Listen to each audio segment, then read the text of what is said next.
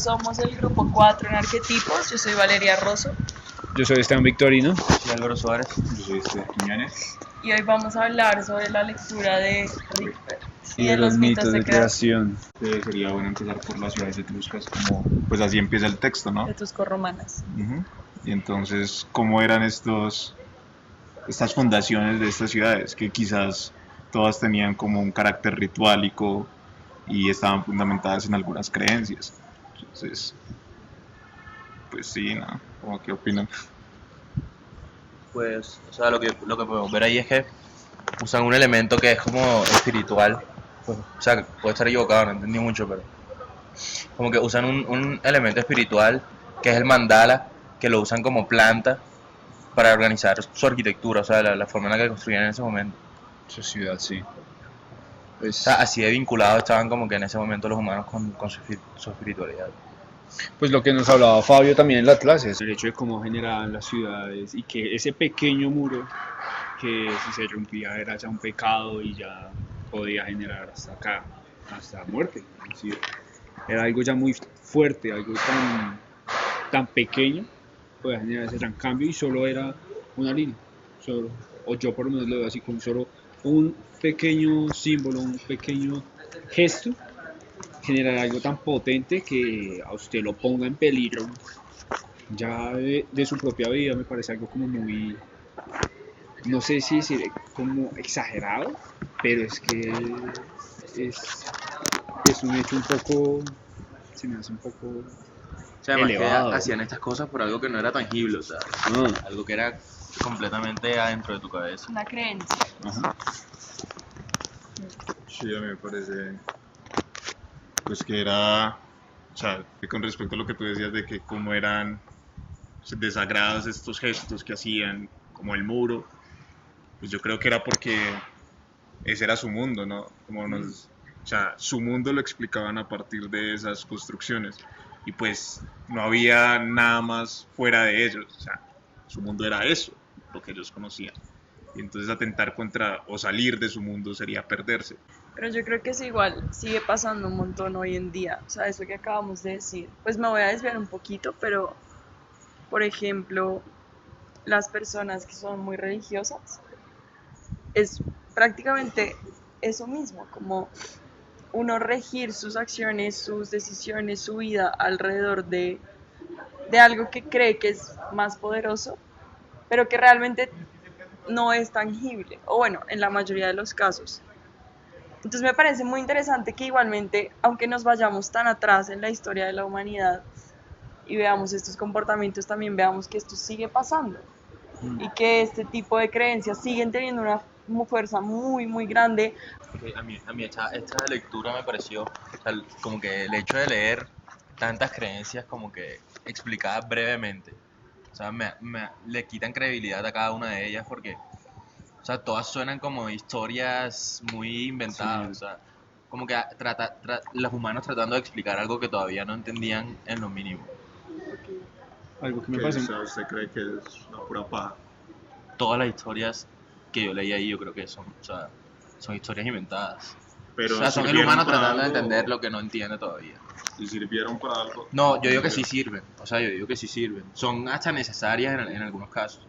O sea, uno ve mucha gente que saca su vida adelante por seguir este tipo de religiones, pero eso no las hace verdad.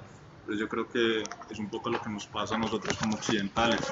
O sea, el hecho de que, no sé, nosotros creamos en la historia propiamente dicha, pues es algo que nos contó un historiador a través de un libro. Eso no lo hace verdad, pero nosotros lo creemos. Es porque nuestra concepción del mundo está así. Y por eso pues nuestra arquitectura es así. Y por eso también podemos también decidir qué creer y qué no. ¿No No, creen? o sea, indiscutiblemente son muy importantes y tienen demasiada influencia en todo lo que hacemos. Pero es que estamos hablando también de tratar de entender qué nos creó. Entonces como que inventar una historia porque sí. No, claro, es lo que estábamos hablando. Era su cosmogonía, era su descripción del mundo.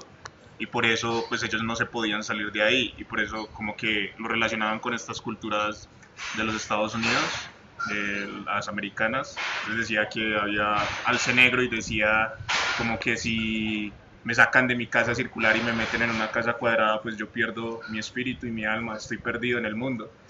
Y pues era porque lo sacaban de su contexto.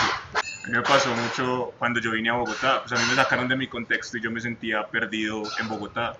Pues ahorita sí he logrado creer en el mundo, crear un mundo en Bogotá. Pues yo creo que es, o sea, que nos sigue dando porque nosotros estamos arriesgados a nuestras creencias y nuestras concepciones del mundo. Y a una zona de confort usualmente, lo que tú dices, como uno está acostumbrado a ciertas dinámicas, a ciertos espacios, a ciertas cosas, por eso siento que es súper valioso lo que Fabio trata como de hacer, de sacarnos esa idea de tan occidental que tenemos súper arraigada de todo, de la vida, como en general, y como ver otras realidades para así tratar de entender el mundo como algo universal, como Me los parece, humanos como algo universal. me parece algo muy curioso el hecho de que lo vuelvo y lo repito, y es que con esos pequeños gestos pues ya se salen de su mundo, se sienten inconformes y hay como cierto disgusto al estar fuera de ese mismo mundo. Sí, Creo que también lo que relacionándolo un poco con la zona de confort, cada uno tiene así la perspectiva de su mundo y por ejemplo, usted lo sacaron de su mundo trayéndolo acá a Bogotá. Hay otras personas que, no sé, que poniéndolo a hacer alguna u otra actividad que le disgusta, lo saca de su confort y lo lleva a otra perspectiva de otras cosas, ¿sí? Entonces se me hace que puede ser como, se puede extrapolar a distintas situaciones, ok. llevándolo así como una concepción más general. No, No y de tanto hecho, como más ritualica, sino ya como del cotidiano. Sí, de la vida. no, de hecho, pues en el texto nos hablan de eso, o sea, nos hablan de que pues había, o sea, a pesar de que Alce Negro, sí, veía con horror esas casas cuadradas, pues igual las habitaba, sí, y era como esa concepción de que pues las culturas igual van a tener que seguir avanzando.